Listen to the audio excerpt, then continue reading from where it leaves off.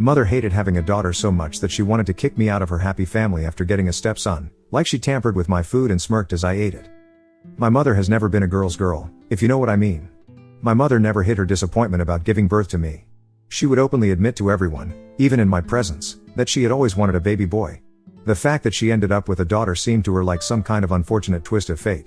She would tell her friends how she was stuck now with me forever, which was incredibly painful to hear. It felt like a rejection of my very existence, an invalidation of who I was simply because of my gender. From a young age, I would also notice a stark difference in how my mother treated me compared to all my cousins. While they were often showered with praise and affection from her whenever we met with them, I always received a colder, more critical attitude from her. She also would scold me if I acted too girlish according to her. I was banned from buying anything pink for myself since she felt it was too girly and I needed to stop acting like other girls. I was also banned from wearing skirts or dresses. She dressed me like a boy for a very long time and would only allow me to play with toy cars and trucks. I was also not allowed to keep long hair as she felt it was too much to take care of, and always made me cut my hair very short. Honestly, I just never understood her obsession with gender. Why did it matter so much whether I was a girl or a boy? Why couldn't she see beyond that and appreciate me for who I was?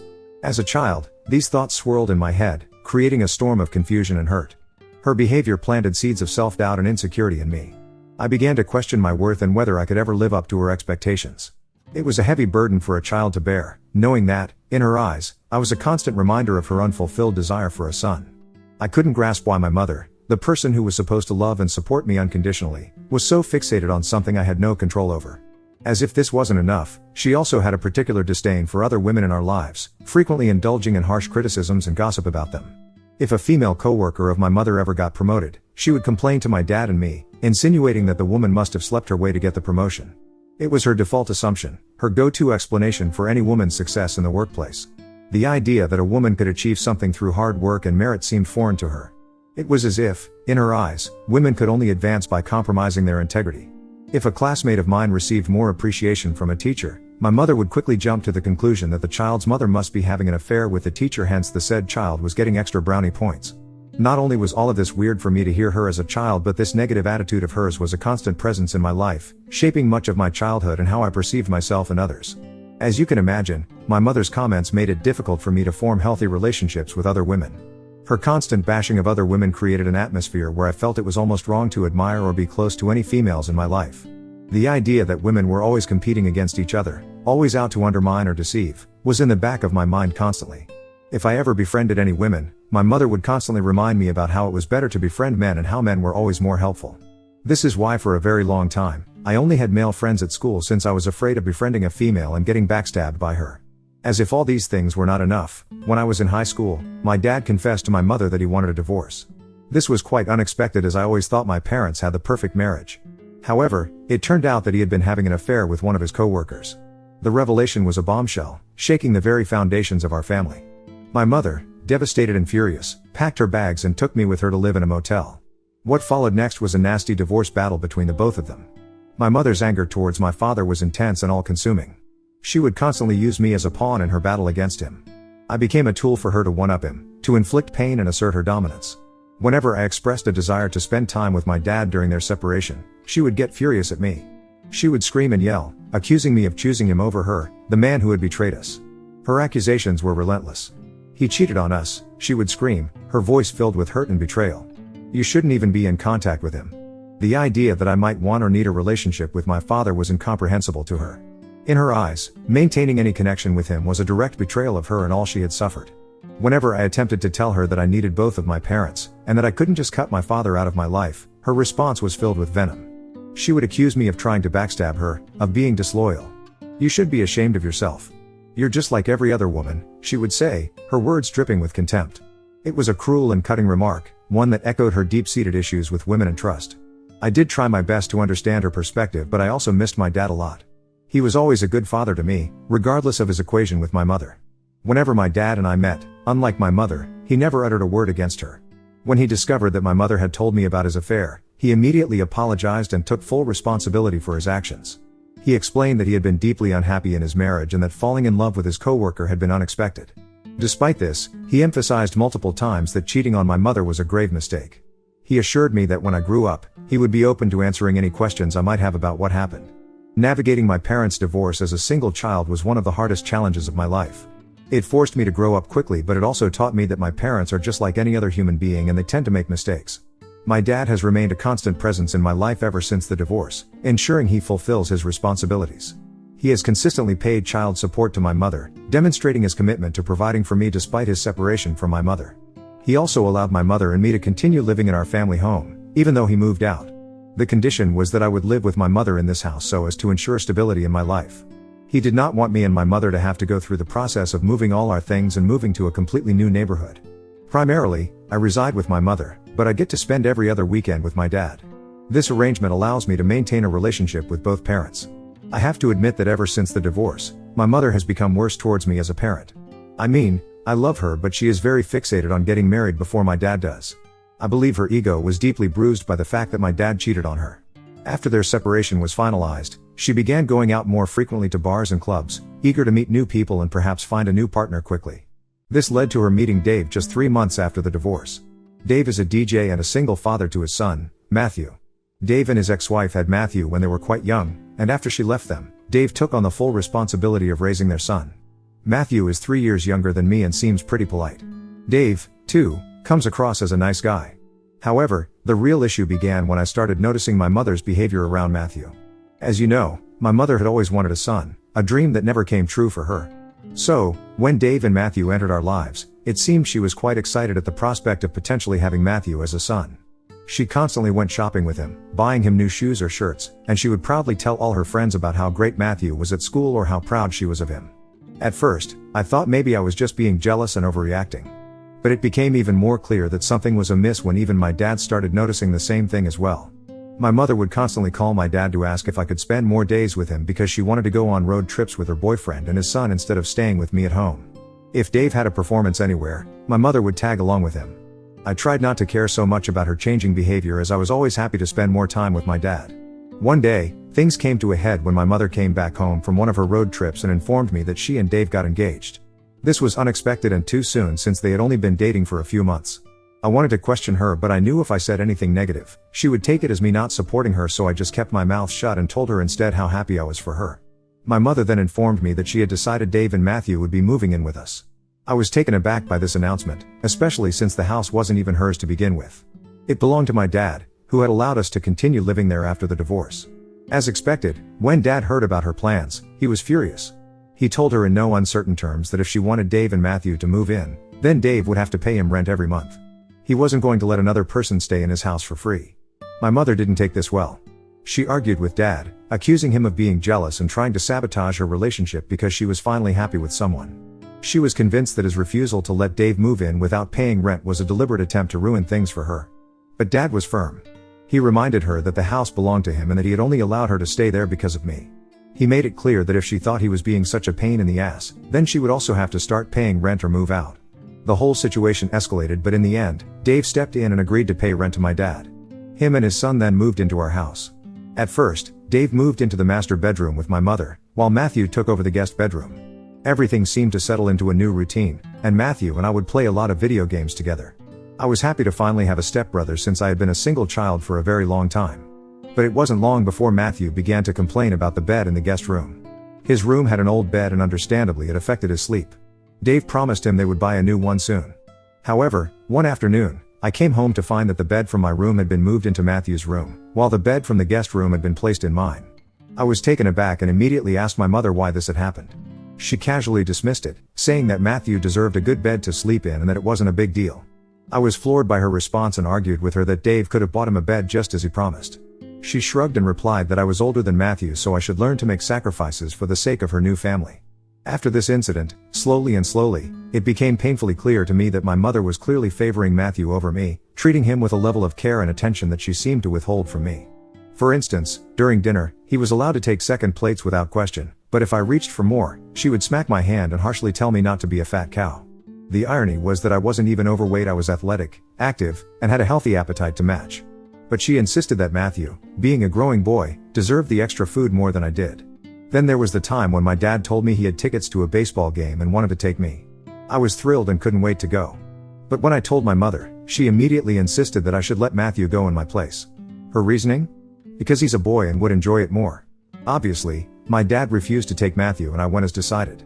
Obviously, My dad refused to take Matthew to the baseball game in my place, and I went as originally planned. The game was great, and I was glad to spend that time with my dad. On multiple occasions, my mother would plan day trips with just Dave and Matthew, deliberately excluding me from their plans. If Matthew ever invited me to join, she would insist that the only three of them needed to bond as a family and that I, being older, should sit this one out. It was as if she was creating a new family that didn't quite include me. The exclusion was hurtful, making me feel like an outsider in my own home, as though I was being slowly pushed to the margins of her new life with Dave and Matthew. When my 18th birthday was approaching this year, my dad informed my mother that he wanted to throw a big party for me to celebrate turning 18 and graduating high school. Since our family home was spacious enough and had a huge backyard, he planned to hire caterers and have everything set up here. My mother wouldn't have to lift a finger, as he was taking care of all the arrangements. However, as expected, my mother tried to push back. She argued that holding such a big event for me was unnecessary and that we could just have a family dinner at a restaurant. My dad argued that since I was his only child, he wanted to celebrate such a huge milestone in my life with the rest of our family and friends.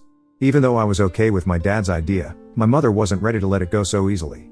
She then argued that throwing such a big celebration for me would be a slap in the face to Dave, as he could never afford to do something similar for Matthew when he would eventually graduate. She claimed it was unfair to make Matthew feel left out by hosting an event that was all about me. Then she went on to suggest that we could perhaps celebrate Matthew during the party as well. This was supposed to be my special day, a milestone, and yet my mother was more concerned about how it might affect Matthew and Dave. It was as though she couldn't stand the thought of me having a moment that was purely about me without somehow bringing Matthew into it. My dad, however, had had enough of her arguments. He firmly reminded her that Matthew was none of his concern and that this party was for me, his daughter, who deserved to be celebrated. He made it clear that he was going to throw this party whether she liked it or not, and that if her new family didn't like it then they were all uninvited from my party, and that was the end of the discussion. This immediately made my mother backtrack her statements and she grudgingly agreed to let me celebrate. Next, when it came to planning the party, my mother continued to interfere with everything. She started dictating how things should be done, saying that since Dave preferred vegan meals, we needed to have more vegan options at my party. Now, this was going to be a complete waste of money since I knew no one else was vegan, but I did not want to fight with her, so I agreed. Next, I love eating fish and wanted to order a fish item, but my mother informed me that Matthew didn't like fish, so I shouldn't order any fish dishes. I tried to stay calm and told her firmly that this was my party, and I wanted to order food that I liked. If she, Dave, and Matthew had an issue with anything I was going to be ordering, then they could adjust for one evening. My response set her off. She yelled at me, accusing me of disrespecting her family and calling me a spoiled brat. She went on to claim that my dad's money was getting to my head and that I needed to learn to care about her husband and her son as well. She shook her head, wagging a finger at my face, and told me, "I should teach you a lesson for acting so entitled." She then went on to insist that if I didn't consider what Dave and Matthew liked while planning this party, then she was going to ground me and take away my phone as my punishment. At that point, I saw red. I realized I was going to be turning 18, and had nothing to lose anymore. I was going to be moving out soon anyway, so I decided to finally let out all the years of suppressed anger. I shouted back at her, telling her that I had always considered Matthew and Dave's needs, but this was my party, my last hurrah before moving out, and I deserved the freedom to make my own choices. I told her that I had kept my mouth shut long enough, and if she took away my phone or grounded me for no reason, I would call CPS on her for mentally and emotionally torturing me all the time over the years. It was clearly a bluff, but I wanted her to think twice before mistreating me ever again. Her eyes widened in shock when she heard me say this. She knew a CPS investigation might affect her relationship with Dave and Matthew, who was still a minor. Then, I went on to tell her that if she no longer saw me as her daughter, then I would be cutting off all contact with her when I went to college. I didn't want a mother anyway who never prioritized me, who always put others before me, and who made me feel like I was second best in my own home. It was a moment of raw, unfiltered honesty, and I made it clear that I was done with being pushed aside. This seemed to shake her up. She then started to insist that I was overreacting and that all she ever wanted was for me to treat Dave and Matthew just like I treated other family members. After this argument, she avoided giving her opinions to me as much about my party. On the day of the party, I was excited to celebrate with my family and friends. Dave had offered to play music for the event, and it was a blast. Matthew, some of my cousins, and I had a great time on the dance floor, enjoying the lively atmosphere. Meanwhile, Dad was busy chatting with some relatives, proudly bragging about the college I was about to attend. However, the only person who stood out as a sore thumb was my mother. She was off in the kitchen, drinking her margarita and clearly avoiding mingling with the rest of us. Her disinterest and detachment were palpable, and it was hard not to notice how she was distancing herself from the celebration. Even Dave noticed how distant she was and went to talk to her, trying to convince her to enjoy the day like the rest of us. When it came time to cut the cake, my mother didn't come to stand next to me while everyone sang happy birthday to me. Dad and I didn't bother, and we simply went ahead and cut the cake, making the most of the moment despite her absence.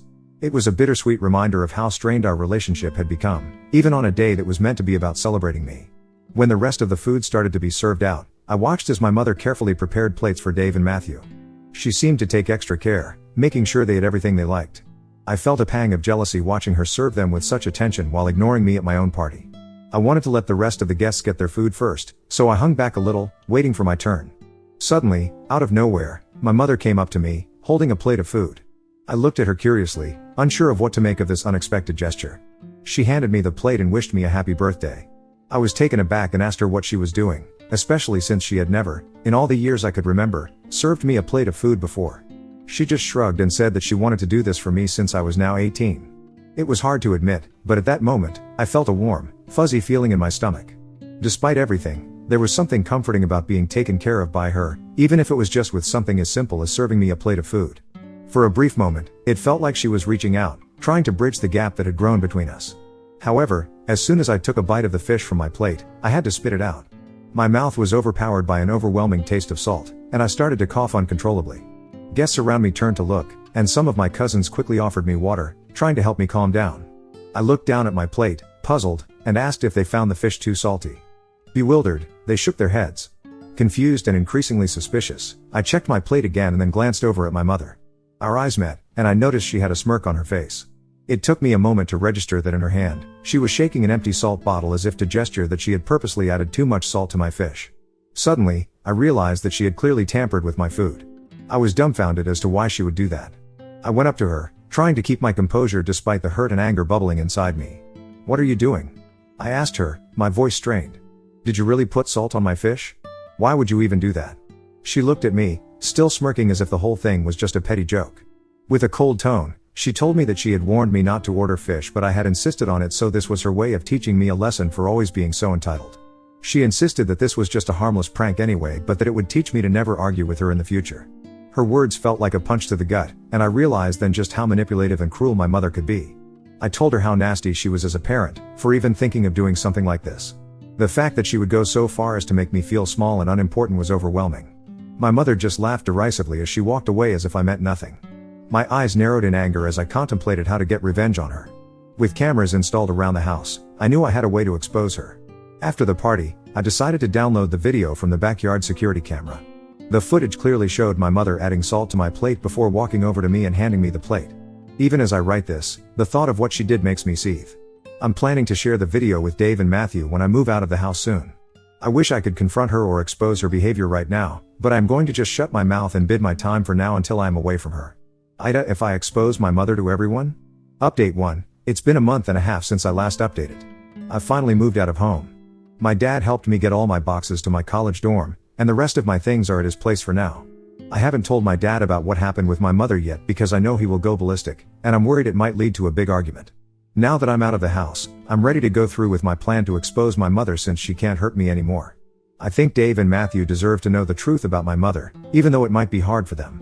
For everyone asking, I am sure Dave has probably noticed how my mother treats me differently than she treats his son, but he has never interfered.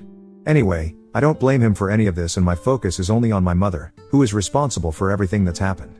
Update 2. Okay, guys, I listened to everybody's advice.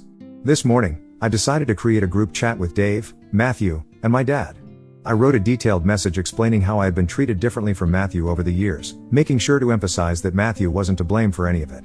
I then described the incident that happened on my birthday, where my own mother sabotaged my food by adding an entire bottle of salt and made me spit out the food in disgust just to teach me a lesson. I told them how I had grown tired of my mother's abusive behavior towards me over the years. To back up my story, I sent the video as proof. At the end of my message, I asked Dave if he would ever feel truly comfortable having his son around such a vile woman who had no shame in treating her own daughter this way. He texted me back saying that he would look into it. Update 3. Since I sent that message yesterday, my phone hasn't stopped buzzing. First, my dad called to confirm if everything I said was true and to ask why I never shared all of this with him in detail before. I broke down and explained that I sometimes struggle to open up and that I had always hoped my mother would eventually change her ways. He apologized to me over and over and then told me that he had spent the morning yelling at my mother. He also mentioned that he's giving her a month's notice to move out. He said he had been thinking about it for a while but was hesitant. However, now that he knows how she's been mistreating me for years, he has no sympathy left for her and wants his house back. Dave also reached out to me. He said he had no idea that my mother hated me so much. He always thought it was just typical mother-daughter stuff, so he stayed out of it over the years. But after watching the video, he truly realized how messed up my mother was. When he confronted my mother about it, she started blaming me for everything as usual. This led to a big fight between them, and he decided to take some space from her. He even told me that he's putting their wedding, which was supposed to happen this year, on hold indefinitely. Matthew and I also talked, and we're good. As for my mother, she hasn't stopped calling and texting me. Her messages have been all over the place, ranging from hurling abuse at me to threatening me for exposing her. But I don't care anymore. I've decided to ignore her completely and avoid any interaction with her for the time being. In the end, I have no regrets about exposing my mother, and hopefully, she will learn to not mess with me ever again.